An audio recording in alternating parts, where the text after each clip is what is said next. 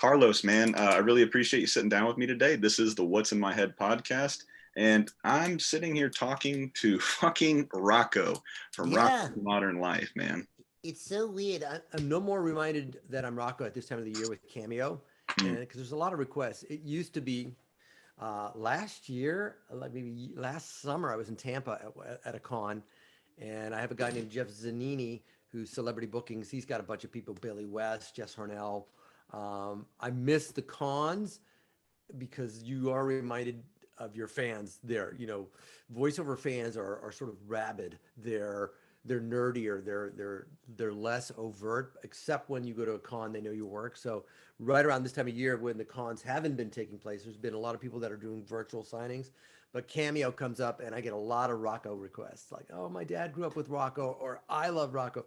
I'm trying to show my own kids, my 9-year-old and my soon-to-be 7-year-old Rocco, and they're into their own yeah. thing. They do know Dad's Rocco, and they think it's cool when somebody recognizes me in public. Mm. They'll be proud, but they don't watch it yet. I haven't been able to get them into that '90s vibe, you know. It's But yeah, funny. Rocco. Whenever you have kids, you try to inundate them with the stuff that you grew up with or the stuff. And it's crazy because you do voices. And I don't want to sit here and sound like it's just you just do voices because you are all over the place. Like I was just talking to you about. I mean, from Yeah, Rocco to James Garcia from Reno 911. You were the fucking Taco Bell dog, which I yeah. did not know for the longest time. I mean, Yeah, that's another one of those iconoclastic jobs that I had, and we revisit that every once in a while. We'll I'll do a podcast or an interview, and I go, "Yeah, that was a pretty big deal at one point to say Yo quiero Taco Bell, viva gorditas," and it was all over the place, and there was merchandise, and I literally would walk into a Taco Bell and be behind somebody, and they'd go, "Oh, I want two of those dolls. I want the Yo quiero one, and then the Valentine's one where he goes rawr," and I'm like right behind him. They have no idea, you know. So yeah, that was pretty. That was a surreal time in the '97 through 2000, where that thing was just everywhere, and it was a different time. It was a different way of advertising, and Clara Peller was doing "Where's the beef?" And so you had these really big spots simultaneously, and you really don't see those, you know, campaigns that now you think of the AT&T girl or the Verizon girl or whatever. State Farm, Um, Jake from State Farm. yeah, Nate from State Farm. Yeah, it's a little bit different. Carlos Oscar had a nice thing going with Chris Paul and James Harden for a while as well. Yeah. So yeah, Viva Gorditas, whole different time, I mean, whole different like I era. said, it's just crazy. Like I want to get back into how you really got bit by this I don't want to say pop culture, but it's like this Hollywood bug. What was the first indication that you're like, holy shit, man, I make people laugh. I do voices or I do Hmm. impersonations. Do you remember that what that first spark was, or was it just you trying to get laughs in school, or how'd that come about? I think I always trace it back to my parents being from South America. My dad was British educated and no accent, but we grew up watching the Two Ronnies, Monty Python, Ripping Yarns, um, all that kind of stuff. So those influences, Carol Burnett, Bob Newhart, all that stuff. But I was a jock. I played sports and did all that. And then my best friend's parents, when I grew up, were from Glasgow, Scotland. So I would hear Carlitos, no me digas, do you boys want fideos con manteca? So I'm hearing those vowel sounds in Spanish. And then I go up to Kevin's house and I hear John and Mary talking to Kevin like this. You guys going to go outside? That's ludicrous. It's way too cold, Kevin. So here I am just like hearing all these dialects and stuff. And so I think people thought it was cool that I could imitate Kevin's parents or my mom or some. So maybe as a little kid, 5 or 6, but the acting bug doesn't come until college because I wanted to play sports, and sports and drama in the '70s were disparate disciplines. You're not gonna be into drama, are you? How much do you bench? So I was into the how much you bench side. And then college rolls along, and I have a professor that's like, "Hey, you're pretty funny. Why don't you try a comedy thing and do some mime?" All right. So the physical ability I have from being an athlete really lent itself to being a mime. Mhm. And then I was always goofy and doing impressions, so that my first foray into stand-up was a lot of impressions. The Arnold Schwarzenegger back in the day, and Mutual of Omaha's, and Kermit the Frog here. Hi ho, hey, and it was really hacky stuff, but it's what launched me in and gave me the guts to do it. And then I was always leaning more towards sketch, and then I met this guy Mark Fraser from Alabama, who was living with two Iranian guys from Alabama, and they smoked a ton of pot, and I was super clean back then, still am, basically except for whiskey. Um, and we got in a comedy deal, and we wrote some fun stuff, and we performed at this place called the Metro Bar and Grill, where a young comedian, Brian Posehn, got Oh, his sure. start about a year and a half after we started. Yeah. And it's no longer there. It was an underground club. Above it was a place called Club Cantel. And I had just seen the movie Stranger Than Paradise, I think my first Jim Jarmusch film. And it was like, don't bug me. I love Screaming Jay Hawkins. He's the best. And Screaming Jay Hawkins happened to be playing in that place, Club Cantel, above the Metro Bar and Grill, old movie theater that was hollowed out. Went to see Screaming Jay Hawkins perform. And so college was where it really just started to spin into creative endeavors. And then I moved to San Francisco in '87 and said, let me work on it at health clubs during the day, racquetball, all that stuff, handing out towels, and I'll do stand up at night. But it was really born, I think, being a kid with parents who were different Yeah. from this white suburban upbringing that I grew up with. And then I think Kevin and I had a bond because my mom would go, Carlos, you have to come home from school early. And then, like I said, be Kevin, what are you doing after school? You got to get homework to do, Kevin. And we would both get, your parents speak funny. And we'd be like, well, I can understand them and Yeah. I can understand your parents. So we were kind of like-minded in that we had parents that were from out of country, you know? So, and then I watched a ton of TV and a ton of cartoons and Don Messick and all these guys. That's an early influence, you know, Three Stooges, all that stuff. Typical suburban kids in the '70s, watching all that stuff and soaking it up.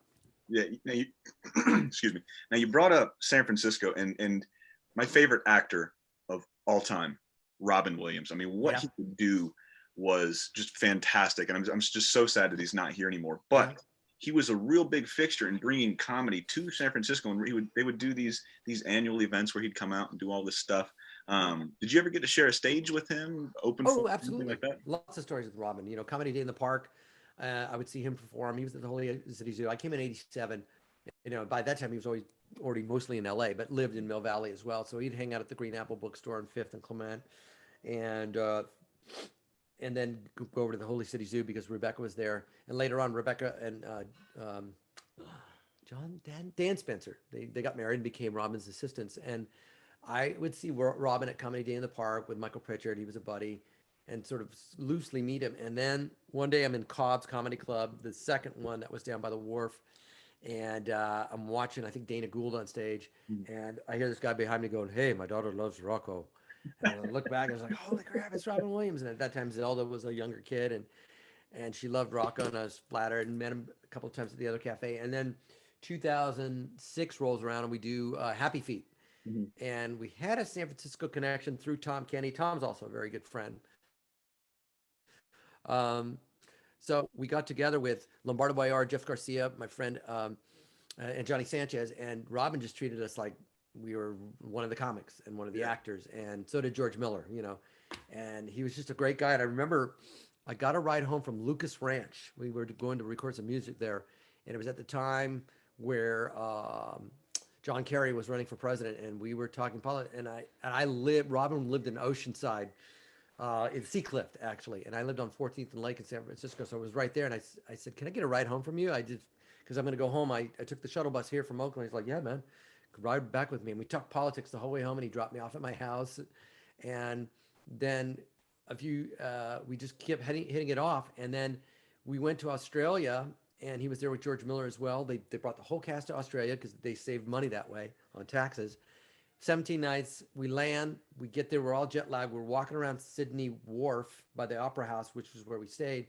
And here's Robin, no entourage, no nothing, walking by himself. And we're like, "Are you Robin Williams?" He's like, "Oh, fuck you guys. Holy shit, you scared me. I thought, hey, let's go out to lunch." And he took us all out to lunch. And I was like, yes.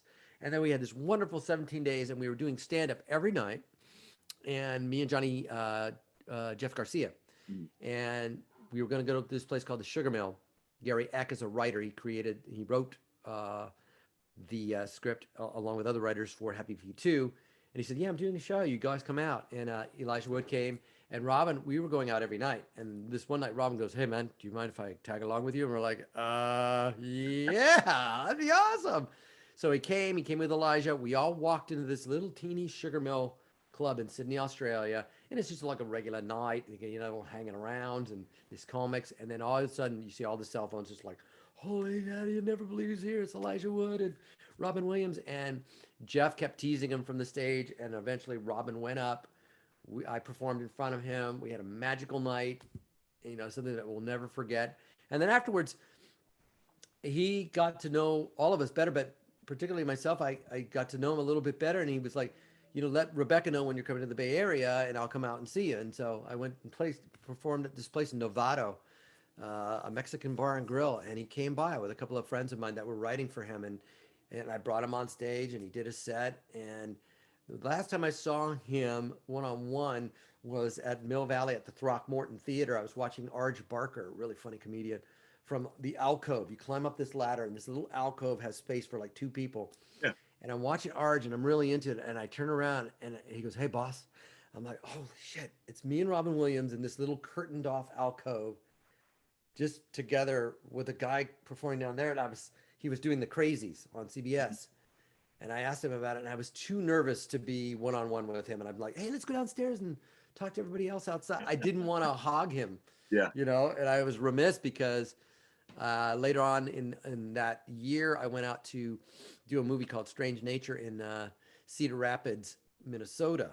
And yes, Cedar Rapids, Minnesota, which is where Frances Ethel Gum, a.k.a. Judy Garland, is from, with her sisters used to perform there because the museum was right there. But we got the news that he had passed away, and it was like, oh, man, I remember now so vividly that last one-on-one conversation that lasted maybe 3 minutes because I was so nervous. Yeah. And then when we went to the memorial, Rebecca said this thing that he called two people, two things, either chief or boss. If you kind of a casual acquaintance and he didn't remember your name, he'd go, oh, hey, chief, how's it going? But if he called you boss, he liked you. And I was like, he called me boss. It's like, oh, man. And that was so kind of special. I always relate to people that both he and George Miller were human beings first. Yeah. These international freaking famous stars, right? George Miller, Mad Max, blah, blah, blah, Babe, Pig in the City, da-da-da-da, Robin Williams, everything you can think of. But both were just, hey, especially that crew was like, let's all hang out. Hey, bring your girls, your wives, your girlfriends. We're all family here. There was no tears with either of those people. You wanted to talk to them, you just talk to them. Robin was just like that. You want to talk? Let's talk. There was no like, who are you? Why? No, you can't. Same with George Miller. Like, if you're part of the crew, you're part of the crew. And so along with Robin and that sort of special trip was everything about Robin and George on that entire Happy Feet experience. Obviously it'll never happen again. And it wouldn't anyways. It was just a magic bubble that for 17 days we're like, and Elijah Wood was the same way, just hanging out, Hank Azaria. It's like, wow, I'm sun-kissed. But Robin was amazing, just super human, super funny, loved to make people laugh. And, at the end there, he was more willing to talk and just be himself. Yeah. Obviously. I mean, I always like, when I talk to a lot of the guests, at least at first, until they find out that I'm not, trying to sit here and sandbag them or get anything that's clickbait. It's just generally me saying, thank you for making, my childhood, even my adulthood. I mean, we talked earlier, I was a Navy guy and I would deploy all the time. And there was only a few things that I would bring with me other than, my clothes. I'd have a couple pictures of my wife and my son. But I always brought DVDs of TV shows, cartoons, movies, whatever I had with me, just something to feel, because when you're out there, you're either working anywhere from 12 to 16 to 18-hour days when you're deployed, and you're generally gone anywhere from 9 months to 12 months.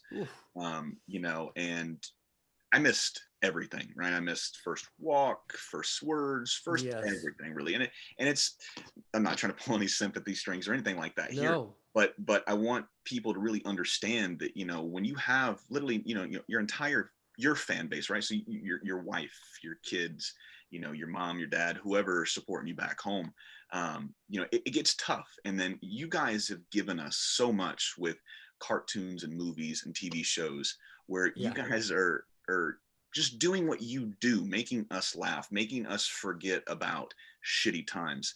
And when you really sit here and I listen to that story about Robin, it's like he did the same thing that you do. And it feels like he rubbed off a lot on how to treat people or just talk to people. People, everybody's normal, right? Everybody's a person. Yeah. Everybody puts their their pants on one leg at a time. Everybody shits. Mm-hmm. Everybody does the same thing. Everybody's people. And you tend to forget that when you talk to people. And I got to imagine that Robin was really, really big as far as, hanging out and talking as far as just the persona, the person, that man, Robin, bigger than life. Was that the only time that you've ever really been starstruck when it comes to people? I mean, when it comes to, actors, actresses, comedians, that type of stuff? Let me see. First of all, thank you for your service. Thank you. We got a chance to go to Walter Reed. My friend Candy Milo set up a trip with the Reno people, and just seeing those soldiers in hospitals going, I got to get back. I can't wait to get back. And Robin, by the way, was really big at visiting the troops and doing Very all big the in the USO USO stuff tours. as well. And that was one of those things that people might be politically disparate or whatever, but Robin didn't care. He's just Yeah. like you said, you're a human being. I'm coming to visit you. I value what you do. I love what you guys are doing, and I just want to give myself to you. And so that's an important lesson that he gave a lot of people. Yeah. And aside from Robin, I'm trying to think if there were. I mean, there was once when I was the Taco Bell Chihuahua, we got to work on a cartoon with Adam West, and he's like, "Well, I guess we'll be having tacos for lunch." And it was like he knew that I was the Taco Bell guy. I was like, Batman. It wasn't a connection like there was with Robin. I'm trying to think other than that where there's nobody. Nah, nothing has come close to being with George Miller and Elijah and Hank and Robin in that setting, because we were away from home. We were all in the same hotel, and Robin rented a yacht for us to go out on and have a party. Hmm. And that's where, again, it wasn't three tiers of a yacht. Everybody just intermixed with each other. Yeah. George would come down. You could talk to George Miller. I'm going to go talk to George. I'm going to go talk to Robin Williams. So I can't think of any athlete or anybody since then where I've just been, wow. I'm lucky. I got to be on Reno with Keegan Michael Key. I never got to act with Jordan Peele. I'm remiss about that. Maybe one day. But no, nobody of that stature, either Hollywood or political or athlete wise, that I can think of that I've really interacted or had a conversation with. I go to cons and get to meet people there. Like for me, I'm a huge and I met her on the set of Reno, Sean Young fan, because I love Blade Runner, just a Blade Runner geek. So getting to meet her on Reno and have her sign my book called Future Noir, which was the making of Blade Runner, and then seeing her at cons, and she's out there. Sean's out there for sure. She's got some opinions, but just sitting down with her and going, you're part of something that I really, really value and love. And here's where I get the value of what you're saying, where you take things with you and they mean a lot to you. Because as a voiceover actor, sometimes we get like, you were my childhood, and I'm just so nervous. And you're like, why are you nervous? I'm a person. Or why is this so important to you?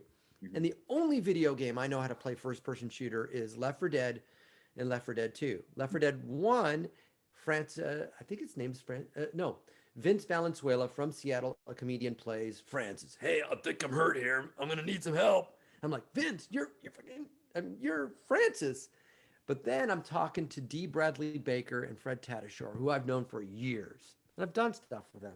No problem. They're my friends.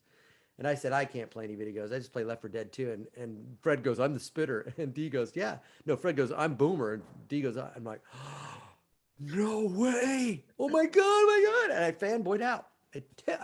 I totally fanboyed out because I spent hours with this game. And I went, now I get it. Yeah. Now I get why people love Spyro the Dragon. It was their first PlayStation game for Sony. And like, you're Spyro, so I get it. You spend so many hours with something that means something to you, and to meet a voice behind it, it's a big deal. It's a big deal. You don't have to be the biggest celebrity in the world. It's like, I know that game. I have seen you. I hate Boomer. He throws up on you, and then the hordes come. I hate you, Fred. Of course that's you. Of course that's you, D, because it's, yeah. And I go, of course that's D. Baker. Oh my God. So yeah, I get it, and it's pretty cool that we something that can be that indelible to us, you know. But I'm waiting. I'm waiting. I don't know that. Like I said, I don't know that it'll ever get. I can't imagine anybody that I'm sure there's people I'd be thrilled to work with, but it was just the time. I think based upon what's going on in the world, so to speak, I feel like we lost. It almost feels like that time was like the '60s compared to the 2000s. There's some innocence lost because of the social media and the way we treat each other and the way we become so disparate. It Yeah. wasn't there yet. It was the Bush years, but it wasn't quite. So I don't know if we can ever get back to that. And hopefully we can, but that was just a special pocket of time that, you know, it's like your old baseball glove. I'll have another baseball glove, but I'll never have that one that I had under my mattress, you know? So we'll see. It is funny because this I don't want to say this country because it really feels like the world when you The turn on world. the It's news. the world. It's everybody is just so divided, and like you said earlier, we're all people. At the end of the day, we all do the same fucking things. We need to eat, Yeah. we need to sleep, we need love, we need attention, we need all of this shit. Yep. And I actually had this talk because the people I was catering with, we just did a little party, and I was actually talking to them about stuff that was going on. You know, so like the internet was what one person was saying was the biggest issue. But it really just comes down to accountability more than the internet, or it comes to accountability more than this person said this person said that. And you know, at the end of the day, man, I really hope we can get back to, and I hate this term, but some sense of normalcy, because Yeah. at the end of the day, it's like I've never, and nobody really has, nobody's ever been in a time like this where we're talking through a Zoom call, you know? And I never thought that'd Mm-hmm. be possible. For one, like I said, I can just go off of your fucking resume and just like, Mm-hmm. you did at least 90% of the voices on almost every show I've listened to. And I'm like, it's just insane to the level of hate, I guess, is what's going on around now. But Yeah. hopefully through shit like this, where we can sit back and talk and actually have a conversation by yelling or sticking points or click this, Yeah. click that, to say here, to say here, hopefully it'll go back to normal. I don't know if it will. What do you think though, man? You think we have the tendency to stick in this pendulum, or are we going to go back to just being cool people? I we have a whiskey group, right? We have very disparate people. A couple of Scientologists. Um, That's interesting right there. yeah, I'm agnostic. My friend's Catholic. So we have our views, but I know I had an acquaintance that for me, he's gone off the deep end and starting to involve himself in things that I don't believe are true. And I just like, there's nothing there. There's nothing there until that gets cured. I myself work on myself through therapy and try to do exercise, patience, and responding rather than reacting. That's really hard to do. I can get judgmental on Twitter. I'll fight the far left. I'll fight this and like, yeah. Um, Unfortunately, I think it will take an attack on our soil, you know. Yeah, But it's going to take it from even 9/11. even 9/11 didn't last that long, where we were united, right? Yeah. Maybe a week, and then it's back to normal. Then it's back to cutting people off, leaving shopping carts. Boy, it's hard because we have children. We You have think we're children, and people of so peace?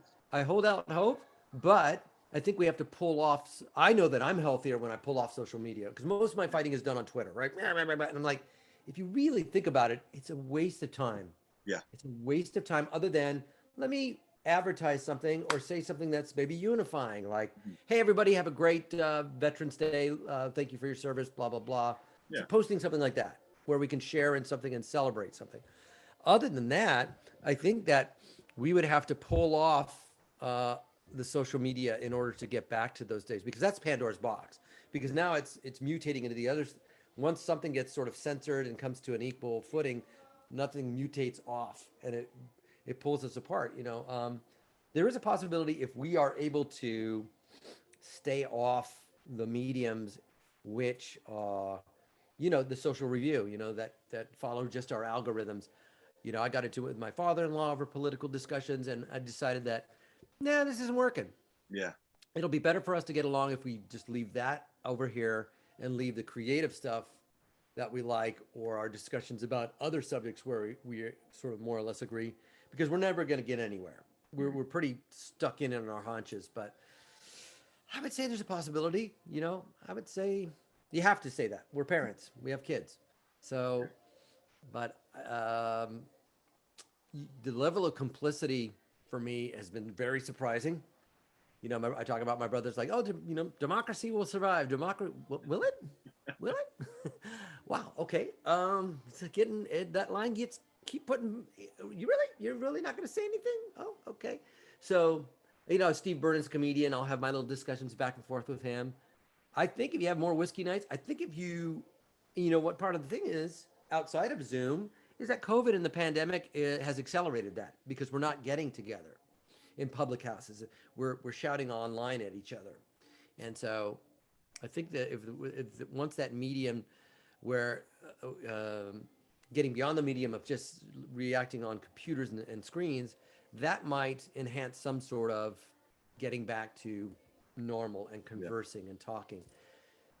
Because, yeah, my neighbors are different than me. I tell my kids, well, sometimes in their house, they're not going to wear a mask, but you wear a mask and try to stay outdoors when you're playing with them. Yeah. So that's the way we'll solve that. Or she'll come home and say, they believe so-and-so. And I go, well, my wife, and my wife's going, no, we'll just say, well, we don't believe that, but you can go ahead and play. Yeah. Because you can't pull the strings on every single puppet in the world, but it's tough. Social media makes it very hard, but hopefully there's a possibility we can get back to conversing and meeting together in public.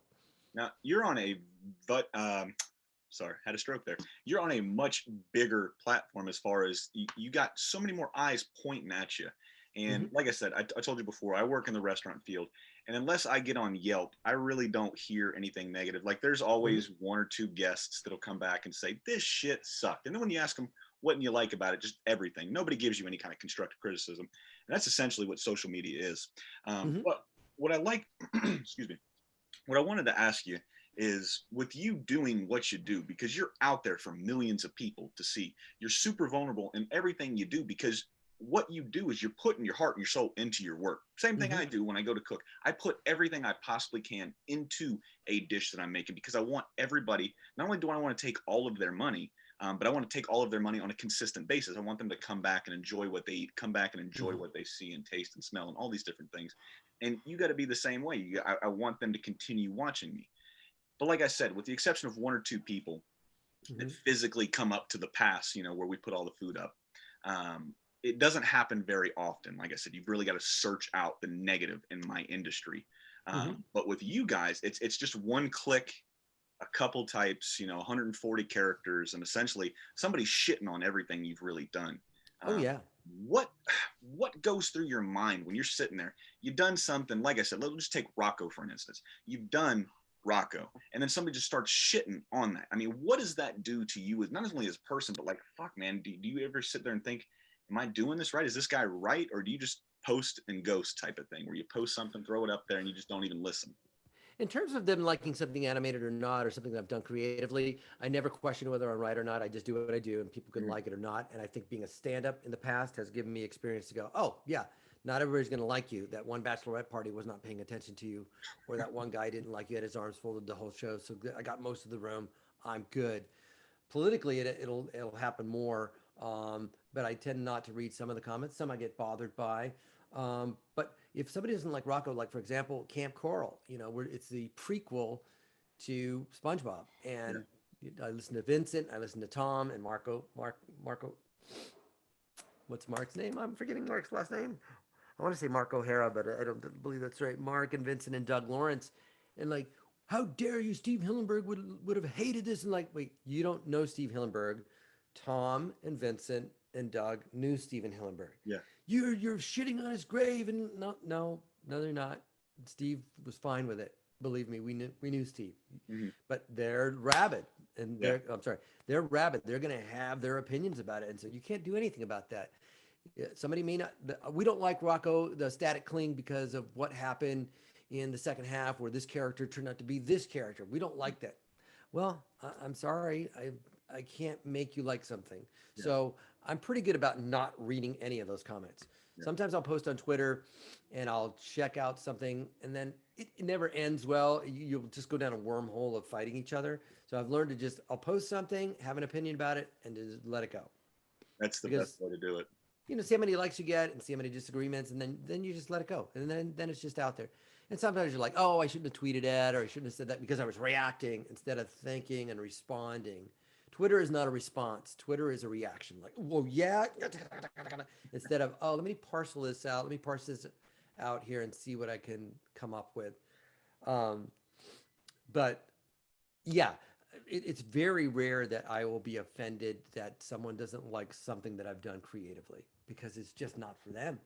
That it's like being at a con and I can see somebody having a super long line next to me for an anime character that I have no idea what it is, and my line's really short. It's like they don't know what I do, and then some people, there's 10 or 15 people that really do, and then your wounds are healed again. So it's all relative. Yeah, I mean, like I said, I really enjoy your way of really looking at stuff. I mean, you said you were doing therapy earlier. Is that something you've just gotten as you've gotten older, or was that something that you actually had from your therapist that was working through some shit and just different perspective? I did it in '94, coming out of relationships and stuff like that. I said, oh, I need some help. And then I just stuck with it. And then about 10 years ago, I started to go analytical, which is 3 days a week, which works for me. Yeah, That's the other thing I have to learn. And I really dig it. It's like, for me, I need, it's almost like having a personal trainer. yeah, That's how because there's always a stigma, like, what's wrong with me? Why do I keep going? It's like, well, if I had a personal trainer and I wanted to be the fittest I could be, I would stick with that trainer for my whole life. yeah, I'm going 3 days a week. What are we doing here? I hate this. It sucks. I don't want to do it. He's like, I'm going to push you. And so from that perspective, I've stuck with it, and I've learned a lot about myself. And it doesn't take out all your chips. If you want to talk about super beta 6 or whatever, you're always going to have, for me, like a rage. Oh, I'm freaking computer. Goddamn. Yeah. That stuff is harder to just make disappear. That's there. That's my chip. But I can look at it and go, okay, don't beat myself up about it. Why do you think that happened? What do you think that was about? And hopefully the frequency of those events is less. yeah. It does help me, and it helps with Twitter. Like, do you really need to respond to that? Do you really need to post that? You know what? I don't. Okay, good. I thought about it. I actually took the time to think about it. Yeah, but we're going to slip up. We're going to have rage. We're going to say the wrong thing. We're going to get pissed off. You can't, we're not perfect. And, but I have found that in this business, a lot of people aren't adults. Yeah. They really are used to getting what they want. And when they don't, the world's unfair. And I had a lot of that going. A lot of my happiness was based on extrinsic rewards. I need this series. I'm always going to have envy. I wish I had that job. Why can't I do that show? That's always going to be there. But then find out what that's about and then move on and go, I can have things simultaneously. I can have envy that this person got that job and I didn't. But now what can I do? I can do my own stuff, or another job will come up, or they just didn't like what I did. Yeah. That's the hardest one to accept. They didn't like what I did. God, we always want to be a part of a club. We're always trying to fit in. So we're tribalistic, man. That's why politics, I won't go too deep because, like I said, I'm just super ignorant when it comes to this topic. And if I don't know something, I just generally stay out of it, because it's just like, what can I do to add anything valuable to this conversation? It's really nothing when it comes to that.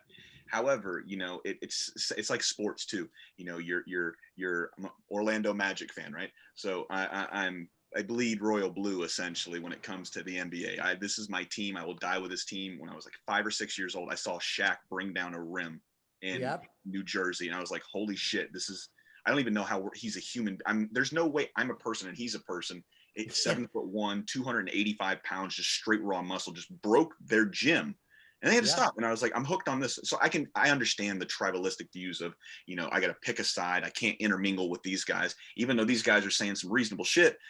These guys are wearing the tie I wear. These guys are wearing the jersey I wear. So it's very, very, when you boil it down, it's just like, man, just fuck it, man. Just let's all get along. But switching it back to a happier time, I guess, right? Yeah. So when I started watching Rocko, this was the first cartoon I was not allowed to watch. I was very, very young. And then watching it now, I was like, man, my mom might have been right, because there was some shit that just went right over my head. And I'm like, I don't even understand this stuff. But my mom didn't want me to watch this episode because I can't remember what episode it was, but it was with the big heads, and he was in his office, and the big head's boss, they were sitting there digging in their nose and then eating their boogers, right? Yeah. My mom walks in, she's like, what the fuck are you watching? I was like, I don't know, this thing's called Rocko, it's pretty cool. And she was like, well, they're eating snot. This is not a cartoon you're going to be watching, so you got to turn this shit off. So I had Mr. to actually watch you guys. I had to watch Rocko when my mom was at work, or if it plays super, super late at Nick at Night. And I would just sit there and try to, hide under the covers, watch it, make sure mom's not around, make sure my sister, because my sister, Shelly, asshole, ratted me out, really. Oh, Yeah, yeah, nasty. yeah. Yeah, son of a bitch, right? But she Very ratted me out and told nasty. me I couldn't watch Rocko. However, I got around it to watching Rocko, and like I said, I really, really love this show. Like I said, I've got a list of everything you've really done, from the Taco Bell dog to. Have you ever? I get asked, Mr. Crocker, right? Is there a character that you've ever played that you have not just felt like you were going to have an aneurysm like Mr. Crocker was? I mean, I got to imagine he's just up there with his zany and just all over the place. No, Crocker's the most intense. I remember all Crocker scripts with him and his mom. Leave me alone. Oh, Denzel, why do you treat my leave me alone, you bet? I'd be exhausted. There might have been some video games or two where I did some screaming, but no, Crocker was the most intense, because I'd always play it at 11 because that's where Butch liked it after a while. We are going to the please. That I don't think there was one that gets close to that, really. Was a lot of that Sometimes with happening? Book of Life or El Tigre, Manny Rivera, what have you done, Manny? That would come close with Jorge Gutierrez, who's brilliant. But Crocker is the most intense, craziest, hard vocally. When it's a full Crocker script, it hurts. I can only imagine, because just sitting there watching, I'm sitting there thinking, I'm like, this dude's probably drenched in sweat. His face is red. He's got veins popping on his neck, his head. He had to have come close to just fucking blacking out. I mean, it's unbelievable what you guys can do as far as range goes with bringing it up from the diaphragm and just throwing it out there. And then you're sitting here throwing in different dialects, different accents, just Yeah. different ways and patterns and cadences of how they talk. And I'm glad you brought up Book of Life, because unpopular opinion, Book of Life was better than Coco. Coco stole the Book of Life, and that movie is the entire movie, and it mainly happens when I've got a couple joints under my belt. That movie gets me more emotional as far as story, how it's told. Everybody in there has a purpose. There's no throwaway characters. Everything has a purpose. And that I saw that movie on TBS one time. Me and my kid were sitting home. He was sick. I was sick a few years back. And we're just sitting there watching this. And I'm like, holy shit, how have I not seen this movie? And then Coco comes out a few years later, and then for some reason completely takes the rug out from underneath you guys. It was a beautiful movie. Yeah. But which of all those characters that you've mentioned so far, I mean, which are the easiest ones to slip into for you? I think because there was a woman named Raquel who used to live next door to us. Dana, Shelly, come here. Dana, Shelly, it's time to come home. That one was easy for me because I grew up with it. Yeah. So to do Grandpappy, the pig was just nothing. George just goes, "Can you do the pig?" And I'm like, I go, "Wee!" But that was like, no, I want it different. Just go beep, beep, beep, beep, beep, beep, beep. And then you pick yourself a feisty one. But General Posada was pretty easy to slip into because I knew who he was. I knew based on Grandpapi in El Tigre that was pretty similar. Maria, what have you done, boy? What have you done? That's what I grew up here, hearing Spanish and that dialect and being comfortable in that and really knowing who he was and what Jorge wanted. And Jorge's a great director because he just lets you go and he's like, yes, that's it. Oh my God, do it one more time and just give me a little bit. He's so positive. So yeah, I think it was doing General Posada in that movie. And then, yeah, I happened to watch Coco at the Grand Theater in Oakland with my daughter Austin sitting on my lap, and I bawled my head off. I love them both.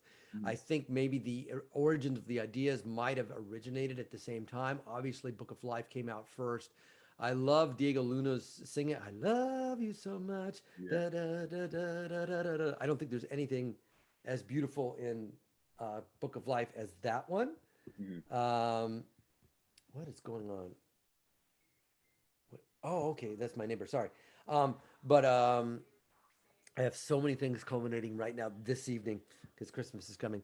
Yeah, so I loved Jorge's message in Book of Life, seeing and visiting your relatives as is custom with Dia de los Muertos and the love story and Joaquin and the wagering. I love both of them, but Book of Life, yeah, was underrated. it's the B version of a song. It's a black woman singing in a honky tonk when people are watching American Idol. You're like, what? You gotta check out this lady singing. You know, it's not quite as revered. And voiceover actors, for that matter, are too. I always called us really amazing studio musicians that never really get the credit that we all deserve. You know, whatever pitch you want, whatever age, whatever dialect, call one of us. We'll service your problem. We'll handle it for you. We deliver, man. We're really amazing. I sitting around and watch the Fairly OddParents, Darren Norris, Suzanne Blakesley, Tara Strong, Kari Walgren when she came in, Jeff Bennett. I would sit back and just watch them work and go, these guys are jazz musicians, man. They're amazing. And It, I'm one of them. It's pretty special. it's unbelievable. Like I said, what you guys can do with range. And I've had more of you voice actors over on the show than any other person or any other type of in your industry. And you guys have all been just super fantastic people. You guys are just there. You talk, you want to tell stories. I don't know what it is about, your counterparts that only are in the front, or in the picture or director, they're in the front of the camera. I don't know what it is about them, but they seem to be a little bit more guarded. I don't want to say a little bit more vain because everybody has some narcissistic tendencies. But you guys, like I said, seem to be a lot more laid back, a lot more relaxed, a lot more open. And then, like I said, most of the time, you guys are fucking fun. Yeah.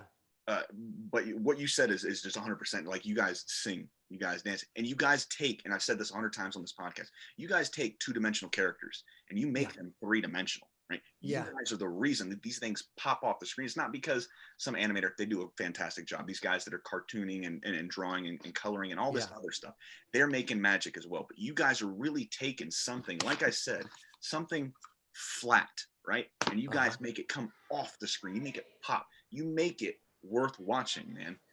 Thank you. And no, thank you, man. I mean, I can't say this enough. This year, like I said, we talked earlier, this year has sucked. There's been good things and there's been bad things, but one thing that really, and you said you were big into sports. So one thing that really just got this podcast off the moment was when Kobe died earlier this year. Somebody that driving back from Tucson. Yeah, that was the last game. Not last game, I'm sorry, but the night he died was mine and my son's last Magic game we went to before everything started shutting down a couple months later. And it kind of birthed this idea, is like, what am I doing? I never got to say thank you for Kobe, even though he beat us in 2009 finals and I want to say robbed my team of getting an NBA championship. What's his name? Missed the layup. The guard. Fucking probably Jameer Nelson. No, it wasn't Jameer Nelson. It was pre-Nelson. Oh, I forgot his name, but he had an easy layup and he missed it. I remember that. I just remember, not having a good time. And I knew the significance of him in the sport. He was, I don't want to say the second coming of Michael Jordan, but every generation has a Michael Jordan-esque character. You got Michael, and before that you had Larry and Magic, and then you've got the era of Kobe, and now you've got the era of LeBron. And who's going to take after LeBron? Who knows? I hope it's Zion, because I'm a real big Zion fan.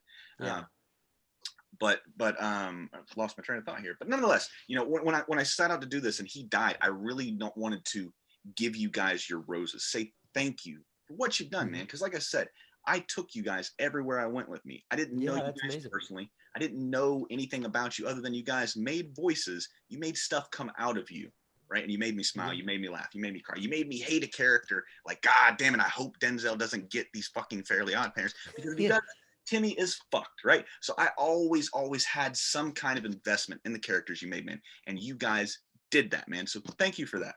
You're welcome. And, as we wind down here, because I don't want to keep you too long, like you said, you get a lot of shit to do.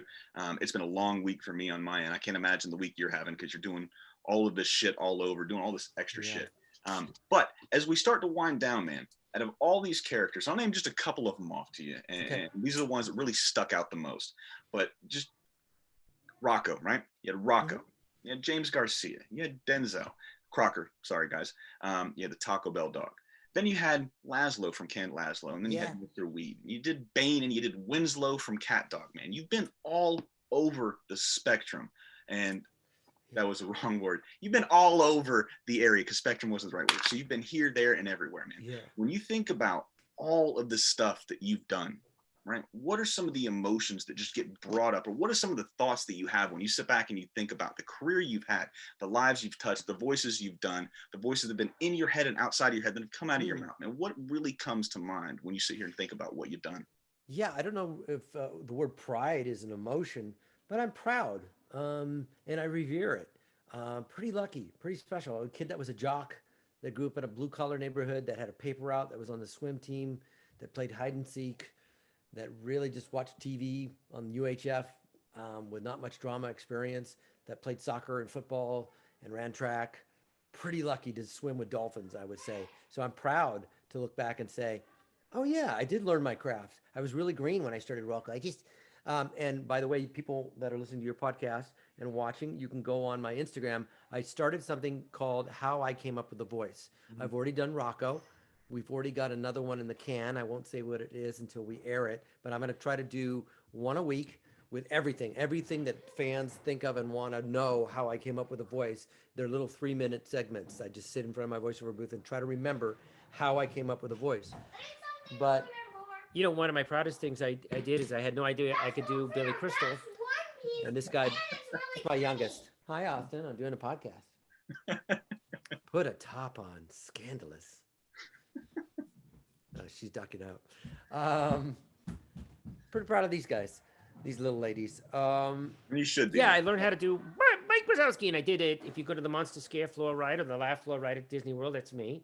And I went recently. I went 2 years ago, and I went, yeah, that's not bad for 2001 Billy Crystal.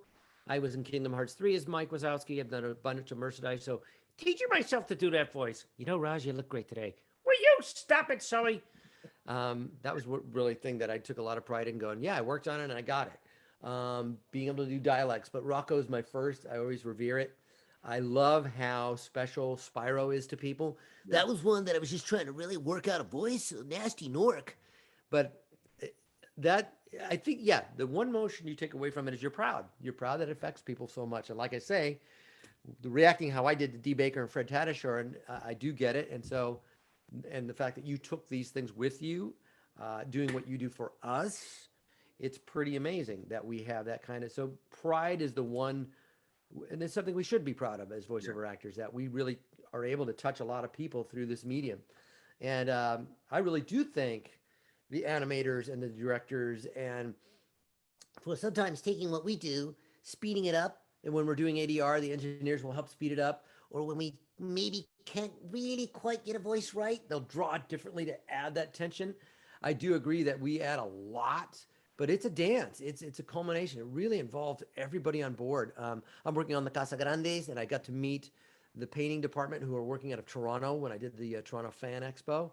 And so getting to meet these people in another country that goes, I work on your show right here in our shop in Toronto. I'm like, hey, nice to meet you. We love, I play Carlos Casagrande. And Sergio, here we go. And my favorite character, Vito Filipponio. Hey, if you're not going to finish those donuts, I'm right here. So, yeah, I take pride in it being something that people revere and giving people joy. It's a pretty cool thing to be that, because that happened to me. I remember doing a table read because I know Jodie Hamilton through the Stephanie Miller show.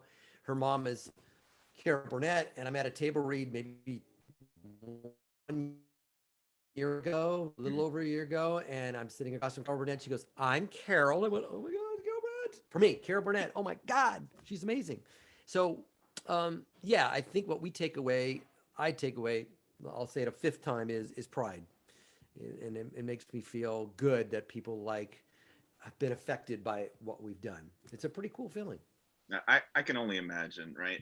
And like I said, thank you again. I really appreciate you taking the time for me today. But one of the last things I really wanted to do was see what you were doing now. Where can we push traffic towards? What are you working on that you're really, really proud? I know you said Reno 911 earlier. You were working towards that. But what can you tell us now that you're working on that you're allowed to talk about? Well, Reno was done. We did it in a bubble. The footage is looking for a home. Quibi shut down, as everybody knows. So they're re-editing it into longer formats, and hopefully will be available on a Viacom property like Comedy Central, maybe CBS Access, HBO Max. I think it's airing the old ones. So we're looking for it to find a home. We're pretty sure it will. I'm working on the Casa Grandes with a great cast: Sumali Montano, Ruben Garfia, Roxana Ortega, Alex Caceres, Leah Gold, and of course Bella Alvarez. That's our core people. They're fantastic. We have so many great people on that show. The Casa Grandes currently on Nickelodeon. I'm working on Victor and Valentino. I got to come in and play Miguelito. He's a fun character. so Victor and Valentino. I'm working on a really cool thing that's coming out. It's a Filipino project. I don't know that I could say the name, but it's based on a Filipino graphic novel, and it's going to come out. Maya and the Three, coming out next year, 2021, on Netflix with Jorge Gutierrez. Play a couple of different characters on that. And then my movie will get the official announcement, will drop as soon as we get the official word, but we're looking at March 2021, the release domestically and internationally of Witness Infection, a movie I wrote with Joe Michelle Melian and financed, and Aaron Hayes, Joe Reitman, Gary Anthony Williams, Brett Ernst, myself, Jill, Vince Don Vito, Aaron Hayes, Tara Strong, Maurice LaMarche. Zombies meets mobsters, and it's actually a really good story.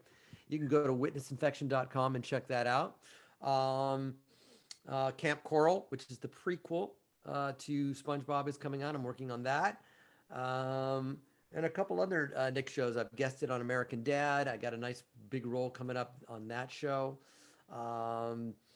Family Guy, a few more episodes of that, and just writing. And maybe I'll get back into doing some stand-up when we get back out there again.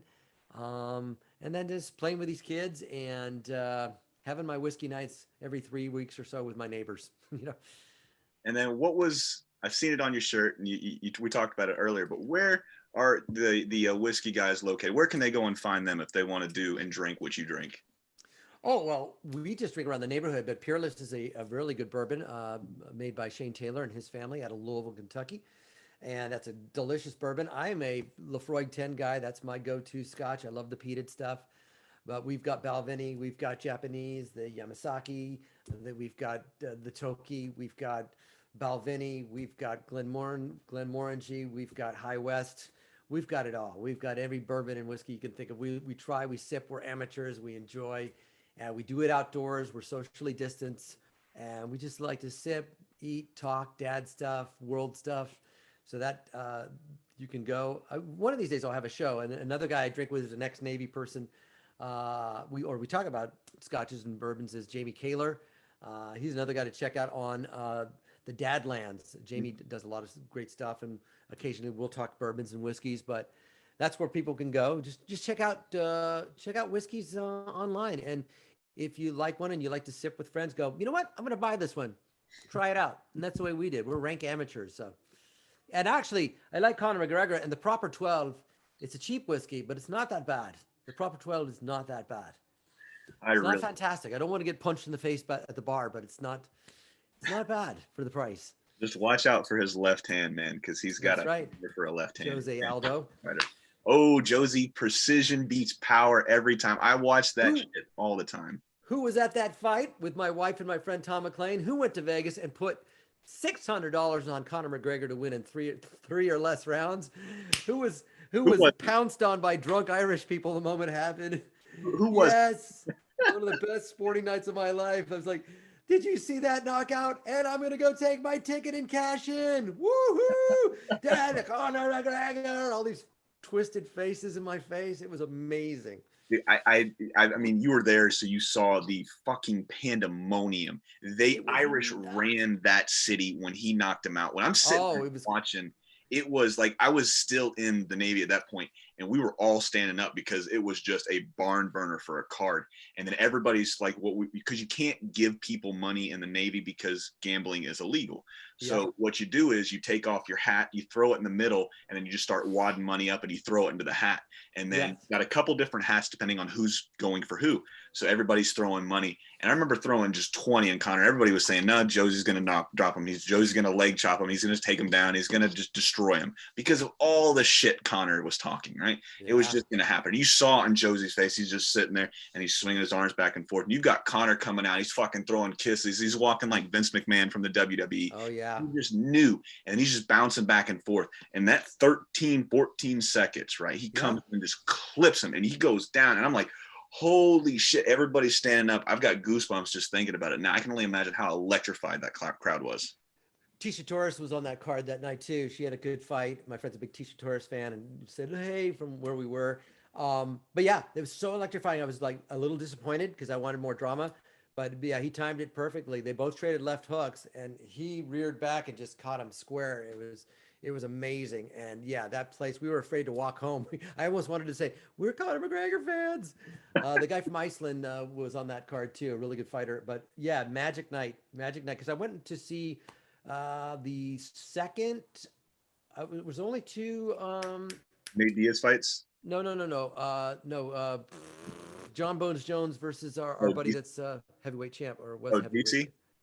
Pardon me? Daniel Yeah, Cormier? Daniel Cormier. I saw that one in Anaheim, and that one was more violent and gross and not fun and boring. Tyrone Woodley actually outpointed Maia on that card. Yeah. It was a smart fight, but no, the one in Vegas was magical. The Irish were just it was amazing. That fight was amazing. So special night. Yeah, I can only imagine, man. And last thing, man, where can people find you at if they want to talk to you? If they want to talk to me through Instagram at Carlos Alazraqui, Twitter is the same handle at Carlos Alazraqui. Occasionally a TikTok or two. We try to update our website when I can, carlosalazraqui.com.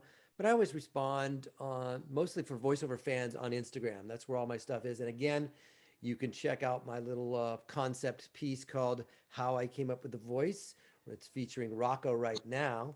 And another one was already in the can. And then I'll be trying to do about one a week. So whatever voice you like that might be a little submarine voice that nobody knows about, I'll try to go, oh, yeah. Yeah. I'll tell you how I came up with that one. So that's where you can check me out. Well, that's been fantastic, man. That's such a smart idea. And I'm looking forward to seeing just more of what you did, man. I really like taking a look behind what you guys did, what you guys are doing, and what you guys really enjoy doing, man. And if anything, this podcast should show you, man, always meet your heroes, man. He's been Carlos. I've been Julian. This has been What's My Head podcast. And fuck, man, I've had a lot of fun. Thank you, Carlos. Thank you. Thank you for your service. No problem, buddy. Thank you. This podcast was presented by the Epic Sewers Podcast Network, the home of all your pop culture podcast needs, with shows like Epic Tales from the Sewer, the Spoiler Force Podcast, CreatorCon Q&A, Comic Watchers, and the What's in My Head podcast. Follow us on this journey and get down and nerdy as we bring you the best in pop culture.